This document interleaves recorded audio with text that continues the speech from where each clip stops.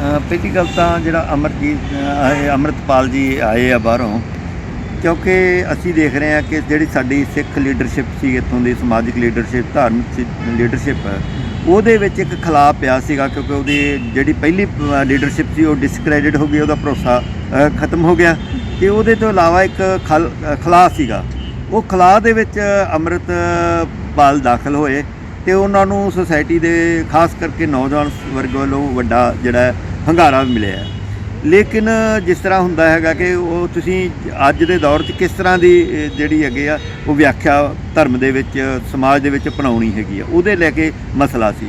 ਇਸ ਤੋਂ ਪਹਿਲਾਂ ਮਸਲਾ ਆਇਆ ਜਦੋਂ ਉਹਨਾਂ ਨੇ ਜਿਹੜਾ ਸਿੱਖ ਪ੍ਰਚਾਰਕ ਸਰਬਜੀਤ ਸਿੰਘ ਹੈ, ਉਹਦੇ ਪਿੰਡ 'ਚ ਜਾ ਕੇ ਜਿਹੜੇ ਇਸ਼ੂ ਉਠਾਏ ਕਿ ਜਿਸ ਤਰੀਕੇ ਨਾਲ ਉਹ ਪਹਿਲਾਂ ਉਹਨਾਂ ਦੇ ਜਾ ਕੇ ਉਹਨਾਂ ਦੇ ਉੱਤੇ ਜਿਹੜੇ ਉਹ ਕਿਸੇ ਦੋਸ਼ ਲਾਏ ਕਿ ਇਹਨਾਂ ਦੇ ਪਿੰਡਾਂ ਵਿੱਚੋਂ ਜਿਹੜੇ ਆ ਬਹੁਤ ਸਾਰੇ ਬੰਦੇ ਕ੍ਰਿਸਚਨ ਈਸਾਈ ਬਣ ਗਏ ਆ, ਬਾਹਰ ਵਿਦੇਸ਼ਾਂ ਚਲੇ ਗਏ ਆ, ਜਿਹੜੀਆਂ ਵੀ ਗੱਲਾਂ ਕਰੀਆਂ, ਉਹ ਅਸਲ 'ਚ ਜਿਹੜਾ ਆ ਅੰਮ੍ਰਿਤਪਾਲ ਦਾ ਜਿਹੜਾ ਵਿਆਖਿਆ ਦਾ ਤਰੀਕਾ ਆ, ਢੰਗ ਆ, ਉਹ ਸੰਪਰਦਾਈ ਆ, ਉਹ ਡੇਰਾ ਵਾਦੀਆਂ ਵਾਲਾ ਆ, ਜਿਹੜਾ ਕਿ ਚੱਲ ਨਹੀਂ ਸਕਦਾ। ਜੋ ਐਡੀ ਵੱਡੀ ਗਿਣਤੀ ਦੇ ਵਿੱਚ ਜਦੋਂ ਤੁਹਾਡੇ ਕੋਲ ਏਜ ਗਰੁੱਪ ਵੱਧ ਗਿਆ ਹੈਗਾ ਆ, ਅਤੇ ਉਹਨਾਂ ਦੇ ਵਿੱਚ ਜਿਹੜੀ ਆ ਉਹਨਾਂ ਨੂੰ ਦਰਬਾਰ ਗੁਰੂ ਗ੍ਰੰਥ ਸਾਹਿਬ ਗੁਰਦੁਆਰਿਆਂ 'ਚ ਜਾਣਾ ਆ, ਉਹਨਾਂ ਨੇ ਸੰਗਤਾਂ ਦੇ ਵਿੱਚ ਜਾਣਾ ਆ, ਤਾਂ ਉਹਨਾਂ ਦੀ ਫਿਜ਼ੀਕਲ ਜਿਹੜੀਆਂ ਨੇ ਪ੍ਰੋਬਲਮ ਉਹ ਧਿਆਨ 'ਚ ਰੱਖਣੀਆਂ ਚਾਹੀਦੀਆਂ ਨੇ। ਉਹਨਾਂ ਨੂੰ ਧਿਆਨ 'ਚ ਰੱਖ ਕੇ ਜਿਹੜੇ ਗੁਰਦੁਆਰੇ ਸਾਹਿਬਾਨ ਨੇ ਉਹਨਾਂ ਦੇ ਵਿੱਚ ਇਹ ਜਿਹੜੀਆਂ ਨੇ ਕੁਰਸੀਆਂ ਆਈਆਂ ਨੇ। ਅੰਮ੍ਰਿਤਪਾਲ ਦਾ ਕਹਿਣਾ ਹੈ ਕਿ ਬੇਅਦਬੀ ਹੁੰਦੀ ਹੈ, ਉਹ ਮਰਿਆਦਾ ਦਾ ਲੈ ਕੇ ਨਾ, ਅੰਮ੍ਰਿਤਪਾਲ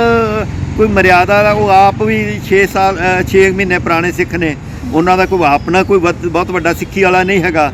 ਉਹਨਾਂ ਦੀ ਕਈ ਗੱਲ ਸਾਡੇ ਵਾਸਤੇ ਮਰਿਆਦਾ ਬਣ ਗਈ ਹੈ ਜਾਂ ਉਹ ਫਾਈਨਲ ਹੈ, ਤਾਂ ਹੋ ਨਹੀਂ ਸਕਦਾ। ਇਹ ਫੈਸਲੇ ਅਕਾਲ ਤਖਤ ਸਾਹਿਬ ਨੇ ਕਰਨੇ ਆ, ਸਿੱਖਾਂ ਦੀਆਂ ਵੱਡੀਆਂ ਸੰਸਥਾਵਾਂ ਨੇ ਕਰਨੇ ਆ, ਉਹਨਾਂ ਨੂੰ ਬੈਠ ਕੇ ਕਰਨੇ ਚਾਹੀਦੇ ਆ। ਜੇ ਕੋਈ ਇਸ਼ੂ ਹੈ ਤਾਂ ਉਹ ਬੈਠ ਕੇ ਹੱਲ ਹੋਣਾ। ਇਹ ਤਰੀਕਾ ਨਹੀਂ ਹੈਗਾ ਕਿ 10 ਬੰਦੇ ਤੁਸੀਂ ਚਲੇ ਜਾਓ ਜਾ ਕੇ ਉਹਦਾ ਇਸ਼ੂ ਹੈ ਹੁਣ ਕੀ ਹੈ, ਉੱਥੇ ਪੁਲਿਸ ਪਰਦਾ ਦਰਜ ਹੋ ਗਿਆ, ਸੰਗਤ ਦੂਜੇ ਪਾਸੇ। ਇਹਦਾ ਮਤਲਬ ਤੁਸੀਂ ਜਿਹੜਾ ਸਿੱਖ ਪੰਥ ਵਿੱਚ ਪਹਿਲਾਂ ਹੀ ਬਹੁਤ ਸਾਰੀਆਂ ਵੰਡੀਆਂ ਪਰ ਇੱਕ ਤੁਸੀਂ ਹੋਰ ਜਿਹੜਾ ਆ ਮਾਹੌਲ ਜਿਹੜਾ ਪੈਦਾ ਕਰਦਾ ਹੈ, ਜਿਹਦੇ ਜਿਹੜਾ ਇਸ਼ੂ ਕਰਨੇ ਚਾਹੀਦੇ ਸੀਗੇ। ਆਪ ਹੀ ਜਦੋਂ ਆਏ ਸੀ ਉਹ ਕਹਿੰਦੇ ਸੀ ਮੈਂ ਐਵੇਂ ਦੇ ਕੋਈ ਇਸ਼ੂ ਨਹੀਂ ਉਠਾਉਣੇ ਜਿਹੜਾ ਸੁਸਾਇਟੀ ਨੂੰ ਪਾੜਦੇ ਹੋਣ, ਤੋੜਦੇ ਹੋਣ, ਪਰੰਤੂ ਇਹਦੇ ਨਾਲ ਤਾਂ ਸੁਸਾਇਟੀ ਟੁੱਟ ਰਹੀ ਹੈ। ਔਰ ਦੂਸਰੀ ਗੱਲ ਹੈ ਕਿ ਜਦੋਂ ਕੋਈ ਤੁਹਾਡੀ ਇੱਕ ਜਨਰੇਸ਼ਨ ਗੈਪ ਹੁੰਦਾ ਹੈ, ਨਵੀਂ ਚੀਜ਼ ਆਉਂਦੀ ਹੈਗੀ ਆ, ਉਹਦਾ ਵਿਰੋਧ ਵੀ ਹੁੰਦਾ ਆ। ਜਦੋਂ ਦਰਬਾਰ ਸਾਹਿਬ ਬਿਜਲੀ ਆਈ ਹੈ ਤਾਂ ਇਹ ਜਿਹੜੇ ਡੇਰਾਵਾਦੀ ਲੋਕ ਸੀਗੇ, ਸੰਪਰਦਾਇ ਲੋਕ ਸੀ, ਇਹਨਾਂ ਨੇ 6 ਮਹੀਨੇ ਤਾਂ ਅੰਦਰ ਲਾਈਟ ਨਹੀਂ ਜਾਣ ਦਿੱਤੀ ਦਰਬਾਰ ਸਾਹਿਬ ਦੇ, ਕਹਿੰਦੇ ਵੀ ਇਹਦੇ ਨਾਲ ਬੇਅਦਬੀ ਹੋ ਜਾਏਗੀ। ਅਤੇ ਅੱਜ ਉਸੇ ਲਾਈਟ ਨਾਲ AC ਵੀ ਚੱਲ ਰਿਹਾ, ਸਾਰਾ ਕੁਝ ਚੱਲ ਰਿਹਾ। ਤਾਂ ਸਾਡੀ ਆਪਣੀ ਜ਼ਿੰਦਗੀ ਦੇ ਵਿੱਚ ਅਸੀਂ ਜਦੋਂ ਸਾਰੀਆਂ ਜਿਹੜੀਆਂ ਸਹੂਲਤਾਂ ਨੇ ਕਿ ਅਸੀਂ 18ਵੀਂ ਸਦੀ ਵਾਂਗੂ ਜੀ ਰਹੇ ਹਾਂ, ਕਿ ਅਸੀਂ ਜਿਹੜੇ ਉਸ ਸਮੇਂ ਦੇ ਧਰਮ ਪ੍ਰਚਾਰਕ ਸੀਗੇ ਉਹ ਸਾਰੇ ਘੋੜਿਆਂ 'ਤੇ ਸਫ਼ਰ ਕਰਦੇ ਸੀ। ਅੰਮ੍ਰਿਤਪਾਲ ਨੂੰ ਘੋੜਿਆਂ 'ਤੇ ਸਫ਼ਰ ਕਰਨਾ ਚਾਹੀਦਾ, ਊਠਾਂ 'ਤੇ ਸਫ਼ਰ ਕਰਨਾ, ਹਾਥੀਆਂ 'ਤੇ ਕਰਨਾ ਚਾਹੀਦਾ। ਇਹ ਪੋਸੀਬਲ ਨਹੀਂ ਹੁੰਦਾ ਹੈਗਾ। ਸੋ ਜੇਕਰ ਇਹ ਜਿਹੜੀਆਂ ਸਮੇਂ ਨਾਲ ਪ੍ਰੋਬਲਮ ਪੈਦਾ ਹੁੰਦੀਆਂ, ਉਹ ਸਮੇਂ ਨਾਲ ਉਹਨਾਂ ਦੇ ਇਲਾਜ ਹੁੰਦੇ ਆ। ਇਸ ਕਰਕੇ ਸਾਡਾ ਧਰਮ ਇੱਕ ਡਾਇਨਾਮਿਕ ਧਰਮ ਹੈਗਾ ਆ, ਉਹ ਕੋਈ ਕਿਸੇ ਰਿਚੁਅਲ ਦੇ ਵਿੱਚ ਬੱਝਾ ਨਹੀਂ ਹੋਇਆ। ਅਸੀਂ ਜਿਹੜਾ ਸਾਡਾ ਗੁਰੂ ਹੈ, ਗੁਰੂ ਗ੍ਰੰਥ ਦੇ ਨਾਲ ਗੁਰੂ ਪੰਥ ਹੈ, ਜੋਤ ਰੂਪ ਵਿੱਚ, ਗਿਆਨ ਦੇ ਰੂਪ ਵਿੱਚ ਸਾਡਾ ਗੁਰੂ ਗ੍ਰੰਥ ਸਾਹਿਬ ਗੁਰੂ ਹੈ। ਅਤੇ ਜਿਹੜਾ ਸਰੀਰਕ ਦੇ ਜੁਗਤ ਵਾਲਾ ਪਾਸਾ ਹੈ ਉਹ ਪੰਥ ਨੇ ਕਰਨਾ। ਉਹ ਮਿਲ ਕੇ ਅੱਜ ਕੋਈ ਪ੍ਰੋਬਲਮ ਆ ਗਈ ਹੈ ਤਾਂ ਉਹ ਹੱਲ ਪੰਥ ਨੇ ਕਰਨਾ। ਕੋਈ ਡਿਜੀਟਲ ਮਸਲੇ ਆ ਗਏ ਆ, ਤੁਸੀਂ ਦੇਖੋ ਵੀ ਅੱਜ ਪਿਛਲੇ ਦਿਨਾਂ ਦੇ ਵਿੱਚ ਡਿਜੀਟਲ ਫਿਲਮਾਂ ਦਾ, ਐਨੀਮੇਸ਼ਨ ਫਿਲਮਾਂ ਦਾ ਫੈਸਲਾ ਆ ਗਿਆ ਹੈ।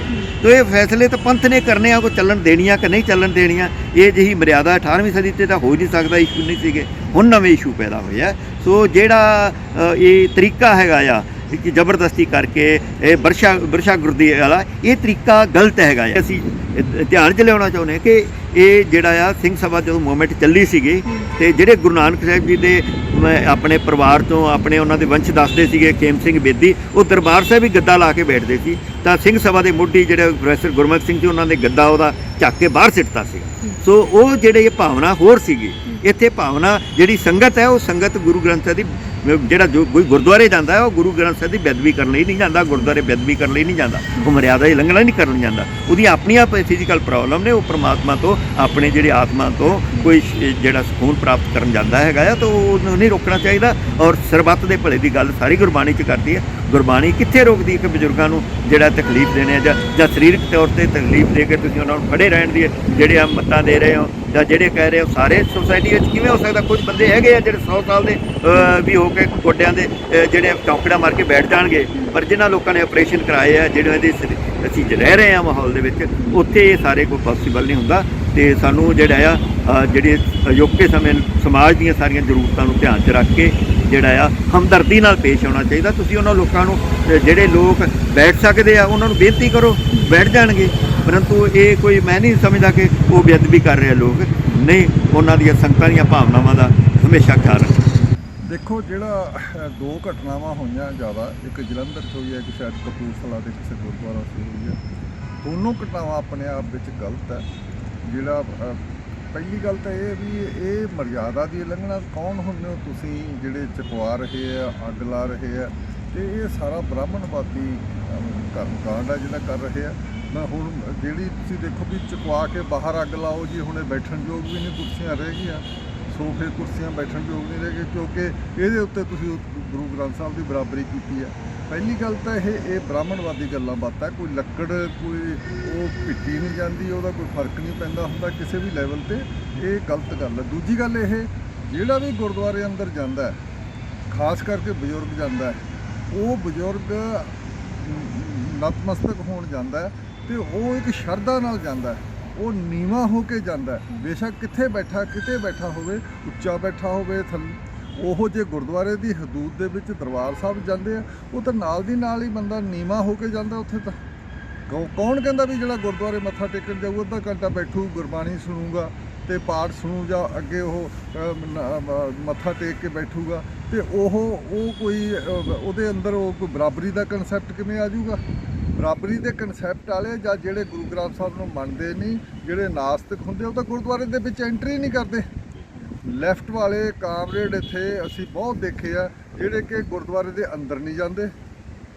ਪਹਿਲਾਂ ਤਾਂ ਜਾਂਦੇ ਹੀ ਨਹੀਂ ਉਹ ਗੁਰਦੁਆਰੇ ਦੇ ਅੰਦਰ, ਜਾਂਦੇ ਆ ਤਾਂ ਮੱਥਾ ਨਹੀਂ ਟੇਕਦੇ। ਹੁਣ ਤੁਸੀਂ ਦੇਖੋ, ਸਿੱਖਾਂ ਦੇ ਵਿੱਚੋਂ ਬਹੁਤੇ ਲੋਕ ਜਾ ਕੇ ਮੂਰਤੀ ਅੱਗੇ ਮੱਥਾ ਨਹੀਂ ਟੇਕਦੇ, ਤੇ ਉਹਨਾਂ ਦੀ ਕੋਈ ਸ਼ਰਧਾ ਨਹੀਂ ਹੁੰਦੀ ਮੂਰਤੀ 'ਚ, ਉਹ ਮੰਦਰਾਂ 'ਚ ਜਾਂਦੇ ਆ, ਮੂਰਤੀ ਅੱਗੇ ਨਹੀਂ ਟੇਕਦੇ। ਇਸ ਕਰਕੇ ਐਵੇਂ ਹੀ ਆ, ਜਿਹੜਾ ਮੁਸਲਮਾਨ ਆਊਗਾ, ਮੁਸਲਮਾਨ ਨਾ ਗੁਰਦੁਆਰੇ ਮੱਥਾ ਟੇਕੂਗਾ ਤੇ ਨਾ ਮੂਰਤੀ ਅੱਗੇ ਟੇਕੂ ਮੱਥਾ, ਉਹ ਤਾਂ ਬਿਲਕੁਲ ਨਹੀਂ ਹੁੰਦਾ, ਉਹਦੀ ਸ਼ਰ੍ਹਾ 'ਚ ਨਹੀਂ, ਉਹਦਾ ਜਿਹੜਾ ਧਾਰਮਿਕ ਲੈਵਲ ਦਾ ਅਕੀਦਾ ਉਹ ਇਹਦੀ ਇਜਾਜ਼ਤ ਹੀ ਨਹੀਂ ਦਿੰਦਾ। ਉਹਦੀ ਮਾਨਸਿਕ ਬਣਤਰ ਹੀ ਇਸ ਤਰੀਕੇ ਦੀ ਬਣੀ ਹੁੰਦੀ ਹੈ। ਜਿਹੜਾ ਗੁਰਦੁਆਰੇ ਮੱਥਾ ਟੇਕਣ ਜਾਂਦਾ ਹੈ, ਬਜ਼ੁਰਗ ਬੰਦਾ ਹੈ, ਜਿਹਨੂੰ ਜਿਹੜਾ ਕਿ ਪਹਿਲਾਂ ਦਾ ਜਾਂਦਾ ਰਿਹਾ ਕਈ ਸਾਲਾਂ ਤੋਂ, ਉਹ ਹੁਣ ਉਸ ਨੂੰ ਉਹਦੇ ਗੋਡੇ ਨਹੀਂ ਕੰਮ ਕਰਦੇ ਜਾਂ ਕੋਈ ਹੋਰ ਸਮੱਸਿਆ, ਇਹ ਸਾਰੀ ਸਮੱਸਿਆ ਨੂੰ ਦੇਖ ਕੇ ਉਹ ਬੰਦਿਆਂ ਨੇ ਜਿਹਨਾਂ ਨੇ ਪਾਠ ਸੁਣਨਾ ਹੁੰਦਾ ਸੀ ਤੇ ਉਹ ਬੈਠਦੇ ਉੱਥੇ, ਤੇ ਉਹ ਸ਼ਰਧਾ 'ਚ ਬੈਠਦੇ, ਉਹਨਾਂ ਲਈ ਕੁਰਸੀਆਂ ਤੇ ਇਸ ਬੈਂਚਾਂ ਦਾ ਅਰੇਂਜਮੈਂਟ ਕੀਤਾ ਸੀ। ਬਰਾਬਰੀ ਦਾ ਕਿੱਥੋਂ ਕਨਸੈਪਟ ਆ ਗਿਆ? ਦੂਜੀ ਗੱਲ, ਹਰਿਮੰਦਰ ਸਾਹਿਬ ਦੇ ਵਿੱਚ ਉੱਪਰ ਗੈਲਰੀ ਬਣੀ ਹੋਈ ਹੈ, ਲੋਕ ਗੈਲਰੀ 'ਚ ਹਜੇ ਵੀ ਪੌੜੀਆਂ ਚੜ੍ਹ ਕੇ ਬਹਿੰਦੇ ਆ, ਤੇ ਥੱਲੇ ਗੁਰੂ ਗ੍ਰੰਥ ਸਾਹਿਬ ਦਾ ਉਹਦੇ ਵਿੱਚ ਉਹਦਾ ਪ੍ਰਕਾਸ਼ ਹੁੰਦਾ, ਤੇ 24 ਆਵਰ ਆਲਮੋਸਟ ਤਕਰੀਬਨ ਦਿਨ ਰਾਤ ਚੱਲਦਾ ਰਹਿੰਦਾ। ਤੇ ਇਹ ਕਦੇ ਕੋਈ ਉੱਥੇ ਤਾਂ ਕਿਤੇ ਗੁਰੂਆਂ ਨੇ ਆਪ ਬਣਾਇਆ, ਉੱਥੇ ਤਾਂ ਕਿਸੇ ਨੇ ਕਿਹਾ ਨਹੀਂ ਕਦੇ ਵੀ ਇਹ ਤੁਸੀਂ ਉੱਤੇ ਕਿਉਂ ਜਾ ਵੜੇ। ਉੱਤੇ ਜਾ ਕੇ ਲੋਕ ਪਾਠ ਵੀ ਕਰਦੇ ਆ ਗੈਲਰੀ ਜਾ ਕੇ ਹਰਿਮੰਦਰ ਸਾਹਿਬ ਦੇ ਵਿੱਚ। ਇਸ ਕਰਕੇ ਬਾਕੀ ਦੂਜੀ ਰਹੀ ਗੱਲ, ਇਹ ਕੌਣ ਹੁੰਦੇ ਆ ਜਿਹੜੇ ਬੰਦੇ ਆ ਵੀ ਜਿਨ੍ਹਾਂ ਨੂੰ ਕਿਹਨੇ ਅਧਿਕਾਰ ਦਿੱਤਾ ਵੀ ਉਹ ਮਰਜ਼ਾਦਾ ਸੈੱਟ ਕਰਨ, ਜਾਂ ਮਰਜ਼ਾਦਾ ਨਹੀਂ ਮਰਜ਼ਾਦਾ? ਤੇ ਮਰਜ਼ਾਦਾ ਸਾਰਾ ਪੰਥ ਇਕੱਠਾ ਹੋ ਕੇ ਸੈੱਟ ਕਰ ਸਕਦਾ, ਤੇ ਨਾਲੇ ਮਰਜ਼ਾਦਾ ਨੂੰ ਲਾਗੂ ਕਰਨ ਵਾਲੇ ਕੌਣ ਆ? ਆਪੇ ਮਰਜ਼ਾਦਾ ਬਣਾਈ, ਆਪੇ ਹੀ ਲਾਗੂ ਕਰ ਰਹੇ ਆ ਵੀ ਚਾਰ ਤੁਸੀਂ ਬੰਦੇ ਇਕੱਠੇ ਕਰ ਲਏ ਤੇ ਉਹਦਾ ਨਜਾਇਜ਼ ਤੁਸੀਂ ਫਾਇਦਾ ਉਠਾ ਰਹੇ ਹੋ। ਇਸ ਕਰਕੇ ਇਹ ਬਿਲਕੁਲ ਗਲਤ ਗੱਲ ਆ ਆਪਦੇ ਵਿੱਚ, ਤੇ ਇਹ ਕੋਈ ਵੀ ਉੱਥੇ ਜਾ ਕੇ ਬਰਾਬਰੀ ਕਰਨ ਨਹੀਂ ਜਾਂਦਾ ਗੁਰਦੁਆਰੇ ਦੇ ਵਿੱਚ, ਇਸ ਕਰਕੇ ਗਲਤ ਹੈ। ਇਹ ਜਿਹੜੇ ਕੁਛ ਇਹ ਬੰਦੇ ਆ, ਇਹਨਾਂ ਦਾ ਜਿਹੜੇ ਧਾਰਮਿਕ ਲੈਵਲ ਦੇ ਕ੍ਰੀਡੈਂਸ਼ੀਅਲ ਹੈ ਉਹ ਵੀ ਕੁਐਸਚਨੇਬਲ ਹੈ, ਉਹਨਾਂ ਤੇ ਵੀ ਸਵਾਲ ਉੱਠਦੇ ਆ।